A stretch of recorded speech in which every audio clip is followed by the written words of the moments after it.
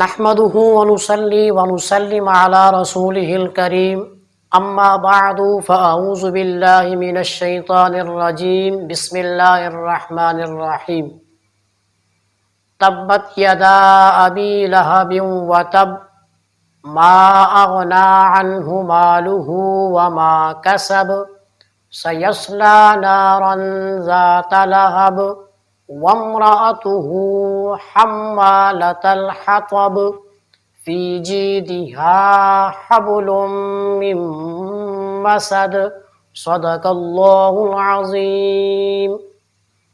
آپ کے سامنے سورۃ اللہب کی تلاوت ہوئی۔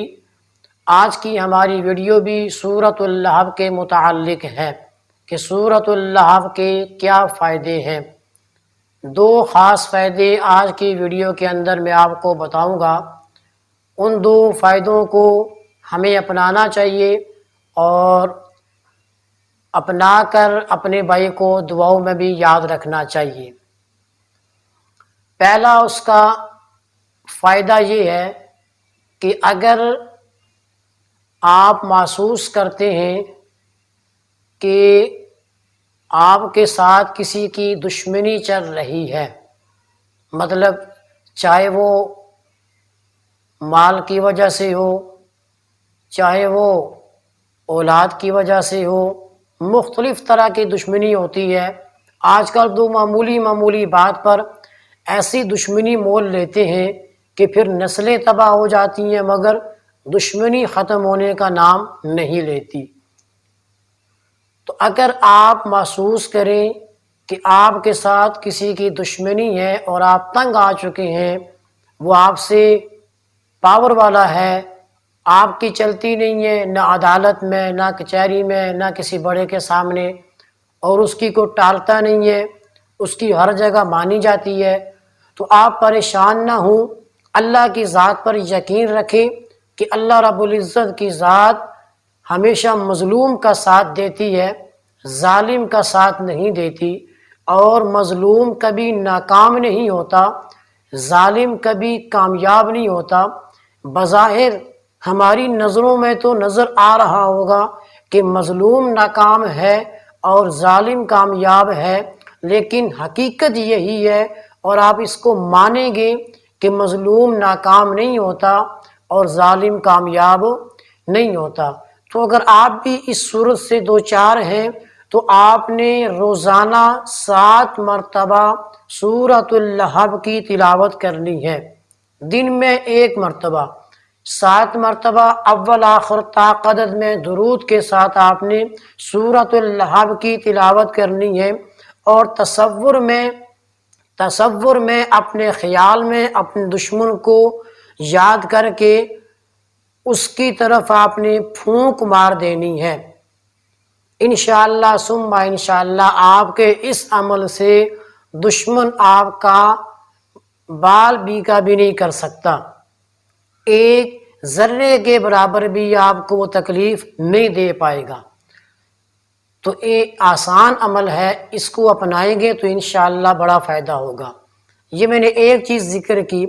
دوسری جو اس سے زیادہ عام ہے، جس کی آج بہت زیادہ صورت ہمیں دیکھنے میں آ رہی ہے، کہ اگر کسی کو دین سے نفرت ہے، اللہ معاف فرمائے، ہم سب کو اللہ تعالیٰ دین کی محبت نصیب فرمائے، پھر بھی اگر کسی کو دین سے نفرت ہے، چاہے وہ کلمہ گو ہے یا غیر مسلم ہے، کوئی بھی ہے، جسے دین سے نفرت ہے، دین والوں سے نفرت ہے، یا دین کا وہ بڑا ہی متعصب قسم کا دشمن ہے، تو اب آپ اسے گال تو نہیں دے سکتے، اس کا گریباں تو نہیں پکڑ سکتے، اس کو گھسیٹ تو نہیں سکتے، تو پھر آپ نے کیا کرنا ہے؟ آپ اسی عمل کو کریں، سورۃ اللہب، سورۃ اللہب کو آپ نے پڑھنا ہے، لیکن اس میں اس کی تعداد تھوڑی سی مختلف ہے۔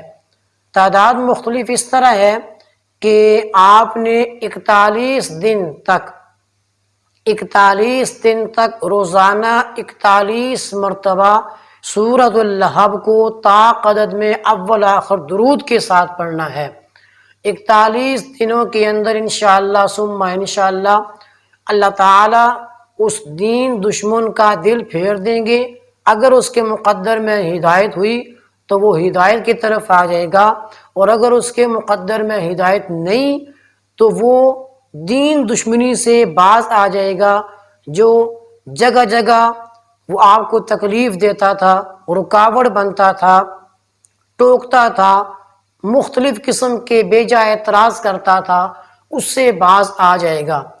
اور اس سے بھی اگر وہ نہ رکا تو آخری اس وظیفے کی طاقت یہ ہے کہ اگر مستقل اس کو اپنا لیا جائے تو اللہ تعالیٰ ایسے بندے کو سسٹم سے دور کر دیں گے۔ سسٹم سے دور کرنے کا مطلب ہے، اگر آپ چاہتے ہیں کہ یہ دین دشمن ہے، یہ بڑا ہی دین کا دشمن ہے، یہ بہت دین کو نقصان پہنچا رہا ہے، جگہ جگہ قرآن کی مذاق اڑاتا ہے، جگہ جگہ نماز کی مذاق اڑاتا ہے، جگہ جگہ مسجد کا مذاق اڑاتا ہے، تو آپ اس کو مستقل اپنا لیں تو تھوڑے وقت کے اندر اللہ تعالیٰ کی پکڑ میں وہ آدمی آ جائے گا۔ جو دین دشمن ہے، دین والوں کا دشمن ہے، اس عمل کی برکت سے اسے ہدایت مل گئی تو ہدایت اس کو مل جائے گی اگر اس کے مقدر میں ہوئی، وگرنہ اللہ کی پکڑ میں آ جائے گا۔ اللہ تعالی ہمیں دین کے ساتھ محبت نصیب فرمائے، اور ہماری ٹوٹی پھوٹی جو محبت ہے اللہ تعالیٰ محض اپنے فضل و کرم سے اسے قبول فرما کر میرے لیے، آپ کے لیے اس کو نجات کا ذریعہ بنائے۔ دین ہماری بنیاد ہے، دین ہمارا اثاثہ ہے۔ اگر دین نہیں ہے تو کچھ بھی نہیں ہے، اگر دین نہیں تو کچھ نہیں۔ اور اللہ رب العالمین کو یہ دین اتنا پیارا ہے، اتنا پیارا ہے کہ کائنات کی وہ ہستی کہ اللہ کے بعد جس ہستی کا کوئی مقابلہ نہیں کر سکتا، جناب محمد الرسول اللہ صلی اللہ تبارک و تعالی علیہ وسلم کی ذات کو بھی اللہ تعالیٰ نے اپنے دین کے لیے آزمائش میں ڈالا۔ تو اللہ تعالیٰ سے دعا ہے کہ اللہ تعالیٰ ہمیں دین کے ساتھ چلنے کی توفیق عطا فرمائے، دین کے ساتھ محبت نصیب فرمائے، دینداروں کے ساتھ محبت نصیب فرمائے، اور ہمیں دین کو آگے لے کر چلنے کے لیے ہماری زندگیوں کو، ہماری اولادوں کو قبول و منظور فرمائے۔ انشاءاللہ ثم انشاءاللہ پھر کسی نئے روحانی عمل کے ساتھ آپ کی خدمت میں حاضر ہوں گے۔ تب تک کے لیے ہمیں اجازت دیجیے۔ اللہ حافظ۔ السلام علیکم ورحمۃ اللہ وبرکاتہ۔